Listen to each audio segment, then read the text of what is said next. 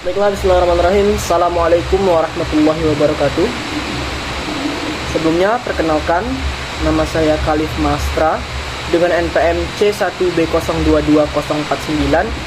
Dan pada kesempatan kali ini, saya akan mempresentasikan PPT yang telah saya buat yang berjudul Teknologi dalam Bisnis dan Pekerjaan.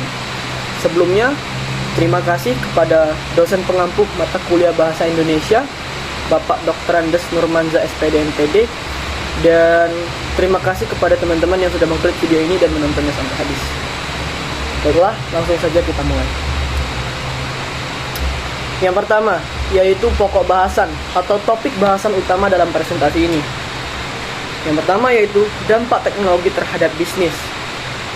Ya, dimana tentunya teknologi sangat berperan penting dalam kemajuan bisnis yang sedang dijalankan. Yang kedua yaitu mempersiapkan tim kerja jarak jauh, yang dimana teknologi itu sangat fleksibel, bisa digunakan di mana saja dan kapan saja, asalkan Anda memiliki teknologi tersebut. Yang ketiga yaitu pentingnya keamanan cyber dan teknologi keamanan. Nah, sama seperti kita, tentunya teknologi atau data yang kita punya dalam teknologi tersebut harus dijamin aman dikala banyak sekali kejahatan cyber yang menyerang. Yang keempat, yaitu manfaat teknologi bagi bisnis dan tempat kerja. Tentunya teknologi sangat membantu dong untuk menjangkau seluruh aktivitas masyarakat dan dapat mempromosikan bisnis yang sedang kita jalankan. Yang kelima, yaitu kerja jarak jauh dan kenormalan yang baru. Nah, di sini kita mulai beradaptasi dengan hal-hal baru yang telah disuguhkan oleh teknologi, dan kita harus mampu menggunakan teknologi tersebut dengan bijak tentunya. Dan yang terakhir, yang keenam, yaitu yang perlu diwaspadai dalam waktu dekat. Nah, mari kita simak topik ini satu persatu. Yang pertama, yaitu dampak teknologi pada cara kerja perusahaan dan bisnis. Teknologi telah mengubah cara kerja perusahaan dan bisnis, terutama dengan meningkatkan efisiensi operasi dan meningkatkan produktivitas. Di mana, seperti yang saya tekankan tadi, teknologi memiliki banyak sekali dampak apabila kita dapat menggunakannya dengan benar, secara efisien. Karena dengan adanya teknologi, cara kerja dalam bisnis dan perusahaan itu sangat berubah drastis. Dengan yang dulu adanya sistem offline, dengan adanya teknologi, dengan memanfaatkan teknologi, kita bisa bekerja secara online atau dari jauh. Dunia kerja sebelum teknologi. Nah, ini yang akan kita bahas. Lebih banyak risiko kesalahan manual saat melakukan pencatatan dan membuat dokumen, karena tentunya manusia juga kadang tidak fokus dalam mengerjakan sesuatu, maka dari itu sering terjadi kelalaian atau kecacatan. Yang kedua, yaitu saluran komunikasi yang terbatas, karena belum adanya sarana yang mendukung, maka dari itu komunikasinya terbatas. Dan yang ketiga, yaitu proses dan proyek yang lebih panjang dan memakan waktu, karena seperti yang sudah saya bilang tadi, bekerjanya secara manual, tidak efisien atau kurang efisien bisa dibilang. Nah, apabila dunia kerja dengan teknologi, yaitu akurasi meningkat dalam pengolahan angka dan pencatatan, di mana teknologi sangat diunggulkan karena mampu menghitung data dengan cepat dan tentunya akurat. Yang kedua, yaitu lebih banyak cara untuk berkomunikasi dan berkolaborasi, karena dengan ini kita mampu menjangkau seluruh masyarakat atau seluruh klien yang ada di jangkauan kita dengan teknologi yang kita miliki. Dan yang terakhir, yaitu peningkatan efisiensi dalam operasional sehari-hari, yaitu tidak membuang-buang waktu atau bisa lebih mempercepat pekerjaan yang ingin diselesaikan. Selanjutnya, yaitu kemudahan mempersiapkan tim jarak jauh. Nah, langkah pertama, yaitu tetapkan paduan yang jelas. Target dan posisi harus didokumentasikan. Karena apabila tujuan kita tidak jelas, maka kita tidak dapat menentukan targetnya dan tidak dapat bekerja secara efisien. Yang kedua, yaitu rekrut dengan teliti pekerjaan orang yang tepat untuk posisi dalam tim. Tentunya kita juga harus memiliki sumber daya manusia yang mendukung dong untuk memanfaatkan teknologi yang kita punya agar bisnis yang kita jalankan cepat berkembang. Yang ketiga, yaitu berinvestasi pada teknologi cloud. Temukan dukungan terbaik bagi tim jarak jauh. Nah, apabila kita sudah menemukan sumber daya yang kita miliki, yang kita inginkan untuk kemajuan bisnis kita, maka dari itu kita harus membantu mereka dengan cara menyuguhkan teknologi-teknologi yang bagus. Yang keempat, yaitu pertahankan ketertiban tim, jaga produktivitas dan motivasi tim. Nah, dengan adanya teknologi bukan berarti sumber daya manusia atau pekerja atau para pekerja yang kita miliki jadi malas dong. Tapi tentunya kita harus mendorong produktivitas mereka agar tetap produktif dan efisien. Dan yang terakhir yaitu memaksimalkan komunikasi. Gunakan saluran yang tersedia untuk mendorong keterbukaan dan kolaborasi. Apabila komunikasi berjalan dengan baik, maka tentunya perusahaan yang sedang kita jalankan, baik menggunakan teknologi ataupun tidak, maka perusahaan tersebut akan berjalan pula dengan baik. Kesesuaian kerja, jarak berdasarkan industri. Jadi di sini saya mempunyai data per Januari 2021. Makin banyak perusahaan menyadari bahwa posisi dan profil pekerjaan tertentu dapat dilakukan dengan bekerja dari rumah. Nah, maka dari itu kita juga dapat menganalisis nih, apa saja pekerjaan yang dapat kita lakukan dengan jarak jauh. Karena kenapa? Karena kadang tidak semua orang dapat melakukan pekerjaan secara offline, baik itu karena urusan mendadak ataupun ada hal lain di luar kontrol kendali kita. Maka dari itu, ya, kita juga harus bijak menggunakan teknologi. Nah, ini pentingnya keamanan cyber dan teknologi keamanan, melindungi perusahaan dan orang-orang harus menjadi prioritas. Seiring kemajuan teknologi, risiko pelanggaran keamanan juga meningkat. Menjaga keamanan data, keuangan, dan informasi rahasia harus selalu menjadi prioritas utama semua bisnis tentunya. Karena kenapa? Ketika data kita atau data perusahaan kita bocor kepada orang lain atau kompetitor kita bahkan, ya, itu bisa menjadi pertanda yang sangat buruk. Karena kenapa? Walaupun kita memiliki teknologi yang canggih, apabila kita tidak dapat melindungi data atau melindungi privasi yang kita punya, maka hal tersebut sama dengan sia-sia. Nah, sini saya akan membahas manfaat teknologi ini. Manfaat untuk pertumbuhan perusahaan. Dampak teknologi pada pertumbuhan perusahaan. Yang pertama, yaitu meningkatkan efisiensi dan produktivitas. Operasi lebih efisien dan produktivitas lebih tinggi, menghasilkan kesuksesan dan enkripsi.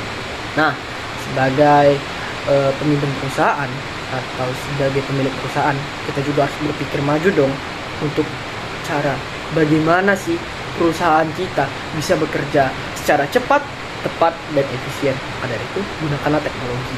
Yang kedua, yaitu melejitkan inovasi. Alat yang tepat mendorong bisnis untuk mengembangkan produksi yang lebih baik, proses lebih baik, dan cara lebih baik untuk menjalankan bisnis. Karena kenapa? Dengan adanya teknologi, dengan adanya bantuan sumber daya manusia yang mencukupi, kita dapat melakukan inovasi dalam sebuah perusahaan kita. Karena sudah tersedia alat-alat yang dapat membantu inovasi yang dapat kita lakukan untuk kemajuan perusahaan itu sendiri. Dan yang terakhir yaitu yang ketiga, meningkatkan manajemen, sistem dan platform, menjaga keteraturan perusahaan dan memastikan tercapainya target-target bisnis. Nah, di sini peran manajer sangat penting untuk menyusun atau menata kembali sistem yang ada di suatu perusahaan. Karena kenapa? Dengan adanya manajer yang baik, dengan adanya komunikasi antara atasan dan bawahan yang baik, maka akan terciptanya efisiensi serta hubungan kerja yang baik pula. Maka dari itu, seluruhnya peran yang ada di dalam suatu perusahaan, baik itu pekerja ataupun yang lain, itu sangat penting. Apalagi adanya hubungan antara pekerja dan pemimpin perusahaan tersebut. Lalu, apa sih manfaat pada kepuasan dan komitmen karyawan, dampak teknologinya pada staf dalam sebuah perusahaan? Yang pertama yaitu meningkatkan koneksi antar karyawan tentunya. Memiliki lebih banyak saluran untuk berkomunikasi, mendorong dan berkolaborasi, memungkinkan karyawan untuk bekerja lebih efisien. Nah ini, apabila koneksi antara karyawan seperti yang saya bilang tadi, memiliki koneksi yang kuat, maka pekerjaan menjadi lebih akurat. Karena karyawan lebih merasa dekat, lebih merasa enjoy dengan pekerjaan yang sedang dijalani. Yang kedua, yaitu tentunya meningkatkan produktivitas. Karena kenapa? Memiliki sistem dan alat yang tepat membantu meningkatkan produktivitas karyawan tentunya, melejitkan kinerja mereka dan membuat mereka turut memiliki rasa pencapaian. Maka dari itu, kita sebagai pemilik perusahaan, apabila nanti kita bercita-cita atau kita memiliki perusahaan, kita harus memiliki hubungan yang baik antara pemimpin dan anggota tentunya, agar dapat meningkatkan produktivitas mereka, agar mereka merasa nyaman bekerja di perusahaan kita dan dapat bekerja, tentunya sekali lagi dapat bekerja secara efisien. Dan yang terakhir yaitu mendorong pembelajaran dan pengembangan. Teknologi memberi karyawan akses terhadap sumber daya dan sarana untuk belajar dan berkembang. Seperti yang sudah kita bahas tadi, bahwa teknologi itu menuntun kita kepada inovasi. Nah, apabila sumber daya manusia kita memiliki kemampuan atau memiliki kompeten yang cukup untuk melakukan inovasi, maka apa salahnya untuk kita menyediakan teknologi yang dapat membantu inovasi dalam suatu perusahaan seperti itu, agar target atau pencapaian perusahaan tersebut dapat dicapai. Akankah kerja jarak jauh menjadi kenormalan baru? Kerja jarak jauh akan terus berguna. Kerja jarak jauh memungkinkan perusahaan untuk lebih fleksibel dalam mengoperasikan bisnisnya. Ini juga menjadi peluang bagi perusahaan untuk mengkaji ulang strateginya dan berinovasi agar lebih efisien, lebih hemat biaya, dan lebih berkelanjutan dalam jangka panjang. Karena kenapa? Sekarang sudah hampir memasuki zaman industri 5.0 dan sekarang kita sedang menduduki zaman industri 4.0, di mana peran teknologi dalam industri, baik itu ekonomi maupun yang lainnya, sektor lain, itu sudah sangat mendominasi teman-teman. Karena seperti yang kita sudah bahas tadi, teknologi itu memiliki banyak sekali manfaat apabila kita dapat memanfaatkan kelebihan tersebut tentunya. Maka dari itu tidak dapat dipungkiri apabila kerja jarak jauh menjadi kenormalan baru di ruang lingkup pekerjaan di seluruh dunia ini. Dan komunikasi dan kolaborasi efektif menyukseskan pengaturan kerja jarak jauh. Karena kenapa? Dengan adanya jarak di antara kita hanya memegang teknologi atau memegang gawai, tentunya komunikasi harus dilakukan dan harus efisien. Karena kenapa teman-teman? Ketika kita sudah berbeda jarak, terus kita tidak melakukan komunikasi terhadap anggota, terhadap karyawan, apa yang akan dikerjakan oleh karyawan? Maka karyawan pun akan merasa bingung dan tidak memiliki tujuan, serta itu dapat menurunkan produktivitas mereka. Maka dari itu, komunikasi dan kolaborasilah merupakan jalan yang efektif dalam dunia teknologi tentunya. Dan selanjutnya dalam ruang kerja teknologi nih, yang pertama yaitu meningkatnya otomasi tugas dan penggunaan kecerdasan buatan. Nah, ini sudah banyak sekali perusahaan yang menggunakan teknologi, menerapkan teknologi dalam setiap proses pekerjaannya. Yang kedua itu fokus ekstra pada tugas bernilai tinggi. Karena dengan adanya teknologi kita dapat membagi tugas yang ingin kita kerjakan. Jadi kita lebih fokus kepada tugas yang bernilai tinggi. Karena tugas yang bernilai mudah sangat bisa kita selesaikan dengan efisien karena dengan adanya bantuan teknologi tadi. Yang ketiga yaitu investasi berkelanjutan dalam keamanan cyber dan teknologi keamanan. Karena dengan tidak adanya keamanan dalam data pribadi atau data perusahaan yang sedang kita jalani, maka hal tersebut sangatlah tidak berguna bagi kita apabila kita memiliki teknologi tapi tidak memiliki keamanan yang tinggi. Yang keempat yaitu fokus penuh kesadaran yang lebih baik terhadap kesehatan mental.